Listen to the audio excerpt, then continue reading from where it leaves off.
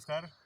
मैं प्रियनंदन बोल रहा हूँ। आज मैं भगवान दास हॉस्टल के लॉन में हूँ। हमारे साथ अभिनव त्रिवेदी जी हैं जो कि बीएचयू फाइनल ईयर के छात्र हैं। तो आज हम एक गंभीर मुद्दे पर इनसे बात करेंगे। जैसा कि हम लोगों ने न्यूज़ में देखा कि जंतर मंतर पर जो रेसलर्स हैं, जो ओलंपियन हैं, उन्होंने प्रोटेस्ट किया है।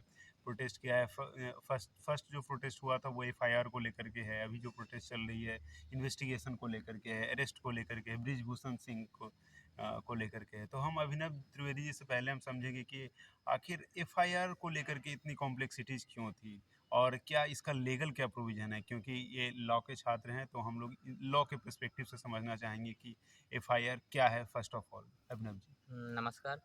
मुझे सोच के ये बड़ा आश्चर्य होता है कि इस देश में कानून 2 प्रकार से बँटा हुआ है कि आम लोगों के लिए वही एफआईआर तुरंत और ख़ास लोगों के लिए सुप्रीम कोर्ट कहे उसके बाद भी संज्ञान बहुत देर से लिया जा रहा है। हुँ। इस प्रकार की घटनाएँ मन को व्यथित कर देती हैं। लेकिन जो भी हुआ है एफआईआर हो गई है, तो अब इस पे आगे जाँच कैसे होती है, जाँच क्या सही ढंग से हो पाती है, इस पे हमको देखना है। अब बात करें कि एफआईआर क्यों नहीं हुई? सुप्रीम कोर्ट के हस्तक्षेप के बाद अगर कोई भी संज्ञेय मामले में एफआईआर हो रही है, तो ये बहुत ही बड़ी बात है। जैसा कि हमारे कानून व्यवस्था में बहुत ही अच्छे से ये ड्राफ्ट कर दिया गया था कि अगर कोई भी घटना होती है, तो सबसे पहले उसकी इन्फॉर्मेशन जैसे ही मिलती है, तो पुलिस प्रशासन का ये कर्तव्य है कि वो उस एफआईआर को रजिस्टर करे। अब इन्वेस्टिगेशन होना है, क्राइम हुआ है, नहीं हुआ है, इसकी तो बात तब होगी जब विवेचना होगी। लेकिन यहाँ पे अपनी मनमर्जी चला करके माननीय जो भी हैं अपना पावर दिखा करके उस चीज़ को रोकना चाह रहे थे। अब देश के अगर रेसलर लोग बैठ के एफआईआर लिखाने के लिए बैठेंगे तो फिर देश बहुत ही गलत दिशा में जा रहा होगा, कानून व्यवस्था पूरी तरह से ध्वस्त हो रही होगी, तो इस प्रकार का प्रकरण नहीं होना चाहिए, एफआईआर दर्ज होनी चाहिए थी। जैसे कि अगर सीआरपीसी के प्रोविज़न को ले लें तो 154 में जो एफआईआर के बारे में लिखी गई है, तो वर्ड वहाँ पर यूज़ किया गया है cell. Registration of the FIR cell word का यूज़ किया गया है फॉर द कॉग्निजेबल ऑफेंस। हाँ। That means it is a mandatory on the part of the police to lodge FIR in the case of the cognizable offences. And और देखें अगर और बहुत सारे जजमेंट भी आए हैं, जैसे ललिता कुमारी का जो हाँ, प्रेसिडेंट भी आए हैं, प्रेसिडेंट तो जिस प्रेसिडेंट भी है, उसमें भी क्लियरली ये कह दिया गया है कि अगर कॉग्निजेबल ऑफेंस है तो हाँ। उस केस में आप एफआईआर लॉन्च करें। तो कुछ कानून के जो विद्वान हैं वो इस चीज़ का डिफेंड लेते हैं कि पुलिस के पास प्रिलिमिनरी इंक्वायरी करने का एक पावर होता है अगर उसको लग रहा है कि घटना नहीं घटित हुई है। लेकिन आप 3 महीने प्रिलिमिनरी इंक्वायरी नहीं कर सकते। ये टाइम आपका 2 दिन, 4 दिन, 1 हफ्ते, 15 दिन तक हो सकता है। ना कि 3 महीने, 6 महीने इस टाइप का कोई टाइम पीरियड नहीं होता है। आपको रिपोर्ट दर्ज करनी होती है। तो इस प्रकार की बात करके देश को गुमराह किया जा रहा है एक प्रकार से।